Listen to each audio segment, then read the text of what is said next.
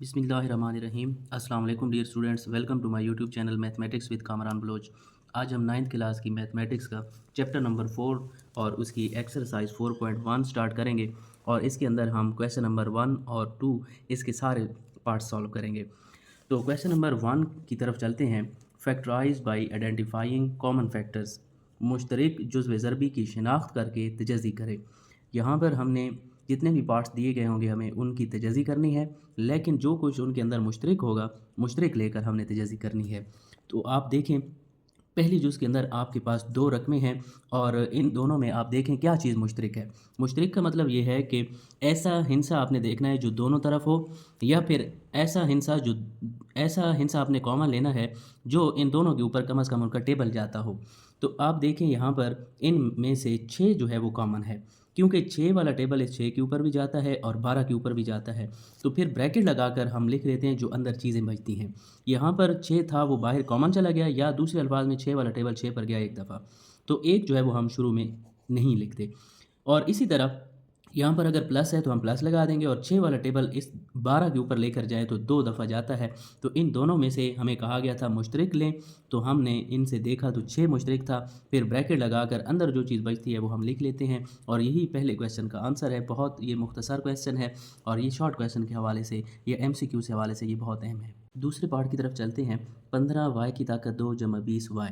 यहाँ से भी अब हमने कुछ ना कुछ मुश्तरक लेना है। अब ज़रूरी नहीं है कि जो पहला हिंसा हो या दूसरा वही कॉमन है। आप इनमें से कोई ऐसा हिंसा भी कॉमन ले सकते हैं जो इन दोनों पर टेबल जाता हो। तो अब आप देखें, इन दोनों पर 5 वाला टेबल जाता है, तो अब हम 5 कॉमन ले लेंगे। हालांकि 5 यहाँ पर है नहीं, लेकिन 5 वाला टेबल इन दोनों पर जाता है, इसलिए हम यहाँ से 5 कॉमन ले लेंगे। और दूसरा आप ये देखें, y जो है ये दोनों तरफ है। यहाँ पर y है, यहाँ पर y की ताकत 2 है, तो ये छोटी पावर जो होती है ये कॉमन आती है। y की पावर 2 बड़ी है, ये सिर्फ y है, तो y कॉमन आएगा जो इन दोनों में से छोटी पावर होगी। फिर आप ये टेबल ले जाए, 5 वाला टेबल 15 के ऊपर 3 दफ़ा जाता है, और यहाँ पर y की ताकत 2 था, एक y बाहर चला गया तो पीछे जो है एक y बच जाएगा। यहाँ पर जमा है तो जमा लगाएंगे। 5 वाला टेबल 20 के ऊपर 4 दफ़ा जाता है, और इसके साथ y था जो कि बाहर कॉमन चला गया है, तो यही इसका फाइनल आंसर है। तीसरे पार्ट की तरफ चलते हैं। -12x की ताकत 2 -3x। तो हमें सवाल में ये कहा गया है कि आप इनमें से मुश्तरक अरकान लें। तो आप देखें, यहाँ पर माइनस भी कॉमन है तो हम वो भी बाहर लिख लेंगे। उसके बाद इनमें से 3 भी मुश्तरक जा रहा है, क्योंकि 3 वाला टेबल 12 पर भी जाता है और 3 पर भी। इसके अलावा x भी कॉमन है, क्योंकि ये भी दोनों तरफ है, और इन दोनों में से हम छोटी पावर को बाहर लिखते हैं। माइनस बाहर चला गया, 3 वाला टेबल 12 के ऊपर 4 दफ़ा जाता है, और x की ताकत 2 है, उसमें से एक x बाहर चला गया, तो 4 के साथ सिर्फ एक x रह जाएगा। ये माइनस माइनस क्या हो जाएगा, प्लस, या दूसरे अल्फाज में माइनस हमने यहाँ पर बाहर लिख लिया तो यहाँ पर प्लस आ जाएगा। और ये 3 भी कॉमन, x भी कॉमन।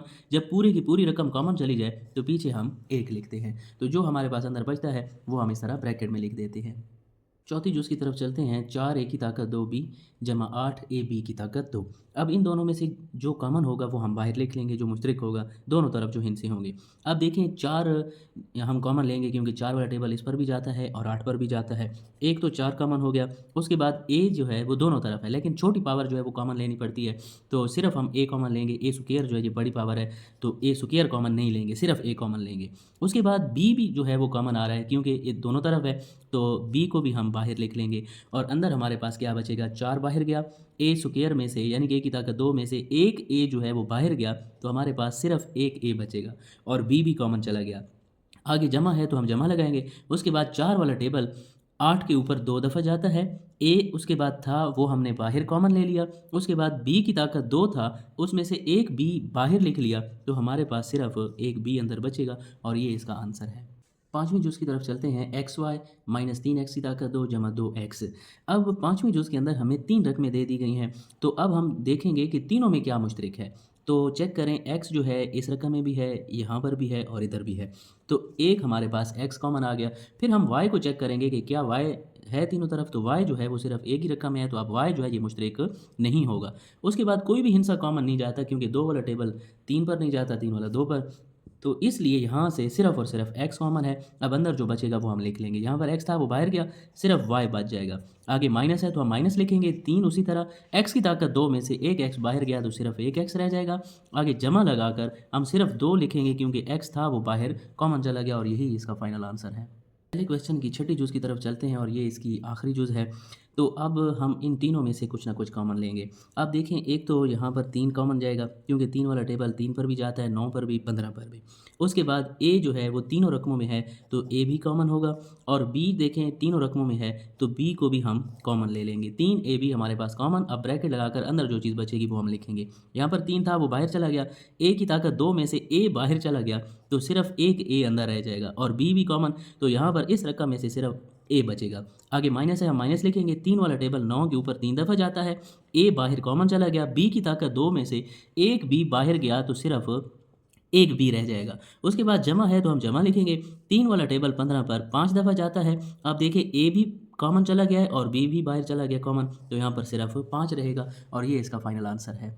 क्वेश्चन नंबर 2 की तरफ चलते हैं। यहाँ पर हमें कहा गया है फैक्टराइज एंड रिप्रेजेंट पिक्टोरली, तजज़ी करें और तस्वीरी तरीके से ज़ाहिर करें। एक तो हमने तजज़ी करनी है और दूसरा तस्वीरी तरीके से इसको ज़ाहिर भी करके देना है। तजज़ी हम पहले क्वेश्चन की तरह करेंगे। यहाँ पर हम देखेंगे क्या इन दोनों में से कुछ मुश्तरक जाता है, तो हमें पता चलता है कि इन दोनों में से 5 जो है ये मुश्तरक है, क्योंकि 5 वाला टेबल 5 पर भी जाता है और 15 पर भी जाता है। तो फिर ब्रैकेट लगाकर अंदर हम वो हिस्से लिखते हैं जो बच जाते हैं। यहाँ पर 5 था वो बाहर गया, हमारे पास अंदर बचेगा x, आगे जमा है तो हम जमा लिखेंगे, और 5 वाला टेबल 15 पर 3 दफ़ा जाता है। तो ये हमने पहला हिस्सा मुकम्मल कर लिया, तजज़ी कर ली। अब हम इसी को तस्वीरी तरीके से ज़ाहिर करेंगे।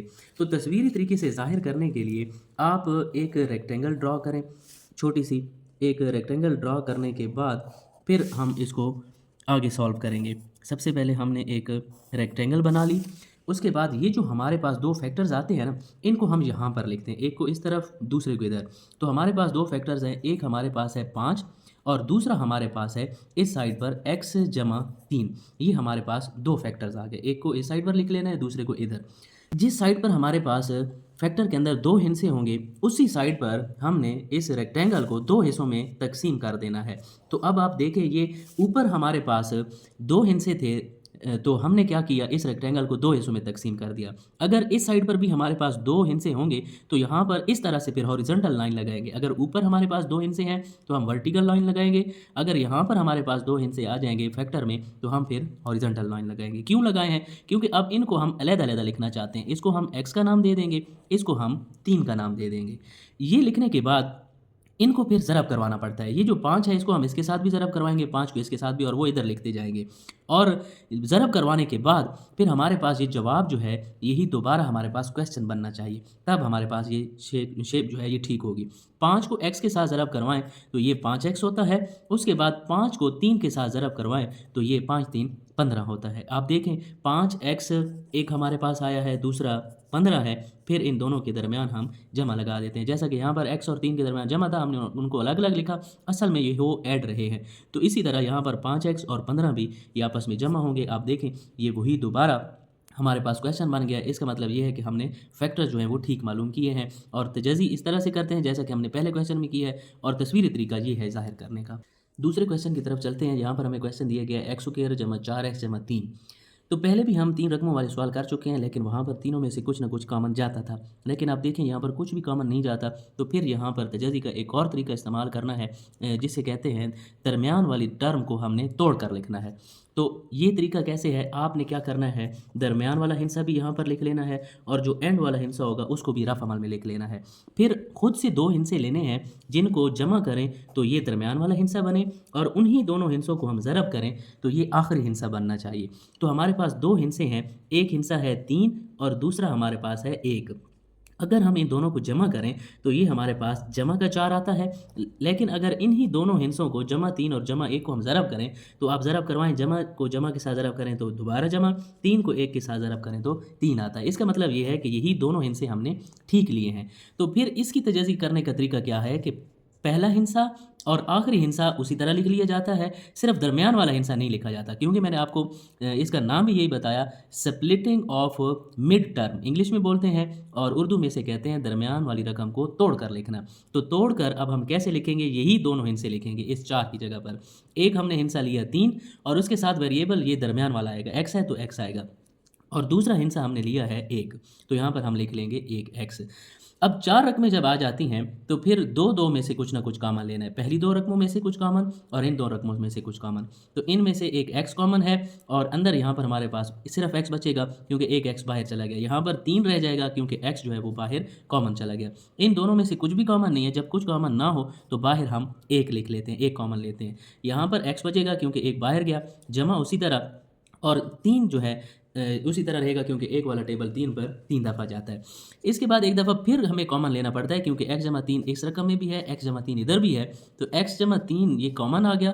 फिर हम ब्रैकेट लगाकर अंदर वो रकमें लिखेंगे जो बच गई हैं। एक हमारे पास यहाँ पर x बचा क्योंकि x जमा 3 कॉमन, और यहाँ पर जमा का 1 बचेगा क्योंकि इधर से भी x जमा 3 कॉमन चला गया है। तो ये अब हमने तजाज़ी कर ली है।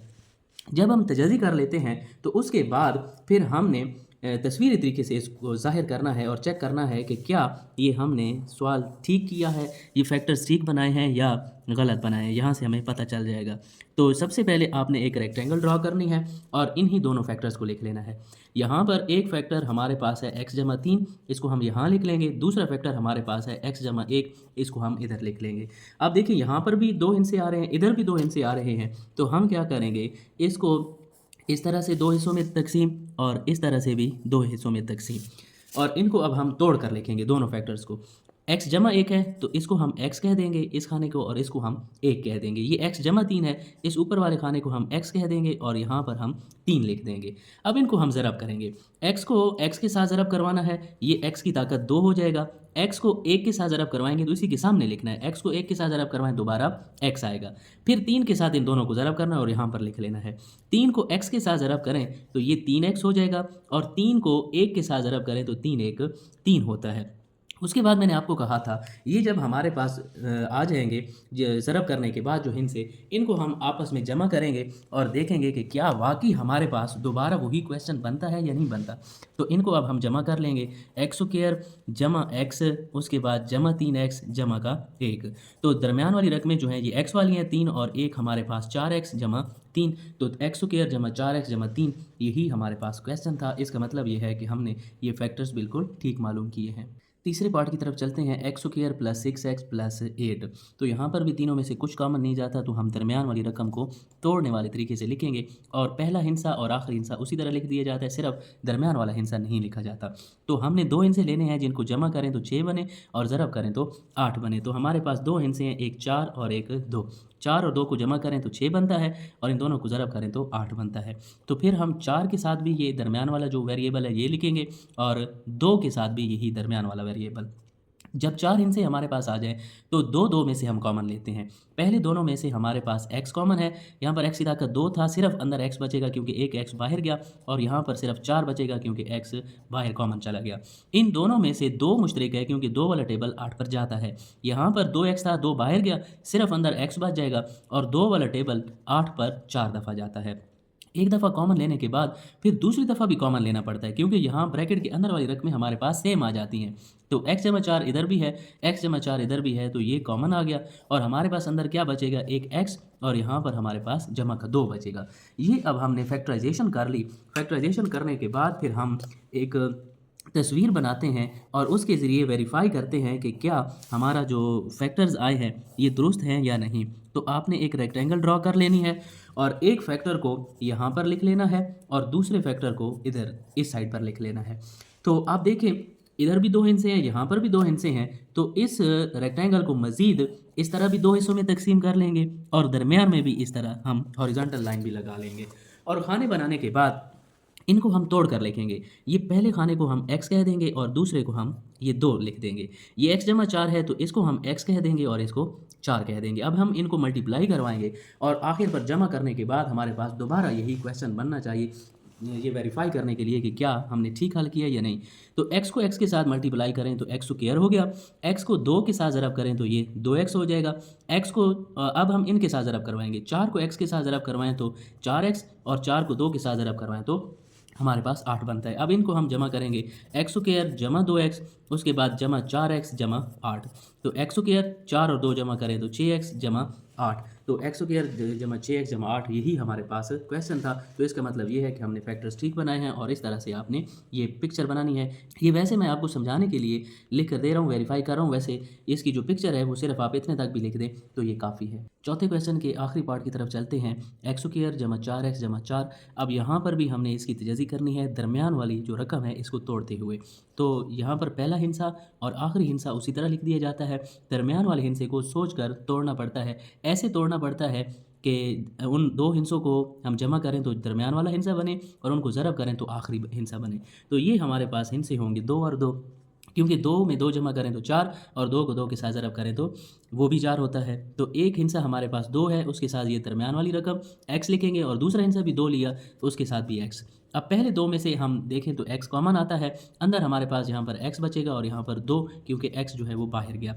इन दोनों में से 2 कॉमन है, हमारे पास अंदर बचेगा x और 2 वाला टेबल 4 पर 2 दफ़ा जाता है।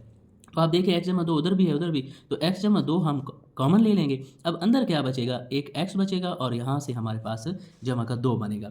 ये हमने तजज़ी कर ली। आप देखें ये दोनों फैक्टर हमारे पास बराबर आए हैं। तो जब फैक्टर हमारे पास बराबर आ जाए तो फिर ये जो हम रेक्टेंगल बनाते थे वो रेक्टेंगल फिर नहीं बनाने, आपने फिर एक स्क्वायर बनाना है, क्योंकि दोनों साइडें अब हमारे पास बराबर आ गई है, दोनों फैक्टर हमारे पास बराबर हैं। तो इसलिए हम स्क्वायर बनाएंगे, क्योंकि स्क्वायर के अंदर दोनों साइडें बराबर होती हैं। तो इसको भी x जमा 2 कह देंगे इस साइड को, और इसको भी 2 साइड, इस फैक्टर के अंदर भी 2 रकमें उसके अंदर भी। तो इस स्क्वायर को मज़ीद हम 2 हिस्सों में तकसीम कर देंगे, हॉरिजॉन्टली भी और वर्टिकली भी। इनको 2 हिस्सों में तकसीम करने के बाद फिर ये जो 2 हिस्से हैं इनको हम अलग अलग यहाँ पर लिख लेंगे। x जमा 2 है, इसको x कह देंगे और इस हिस्से को 2। यहाँ पर भी x जमा 2 है, इसको भी x कह देंगे और इसको 2। फिर इनको मल्टीप्लाई करवा कर यहाँ पर लिखा जाता है। क्या हमारे पास ये जो फैक्टर्स बने हैं ये दुरुस्त भी हैं या नहीं, ये वेरीफाई करने के लिए x को x के साथ मल्टीप्लाई करें तो ये x स्क्वायर होता है, x को 2x के साथ ज़रब करें, 2 के साथ ज़रब करें तो 2x होगा। इसी तरह 2 को इस x के साथ ज़रब करें तो 2x और 2 को 2 के साथ मल्टीप्लाई करें तो 4 होगा। इसको हम वेरीफाई करेंगे कि क्या ये इनको हम जमा करें तो हमारे पास दोबारा सवाल बनता है या नहीं। तो ये जो हमारे पास अंदर इनसे बने हैं इनको हम जमा करें, x स्क्वायर जमा 2x और यहाँ पर भी जमा 2x और इधर क्या है हमारे पास 4। तो ये भी x वाली रकम है, ये भी x वाली, ये आपस में जमा हो जाएंगे, 2 और 2 4x जमा का 4। तो हमारे पास ये जवाब आ रहा है x स्क्वायर जमा 4x जमा 4। तो यहाँ पर भी देखें हमारे पास सवाल भी यही था। इसका मतलब ये है कि हमने फैक्टर्स ठीक बनाए हैं और इस तरह से आपने इसकी पिक्चर बनानी है। ये वेरिफिकेशन ज़रूरी नहीं है, आप सिर्फ इतना भी बना लें तो ये काफ़ी है।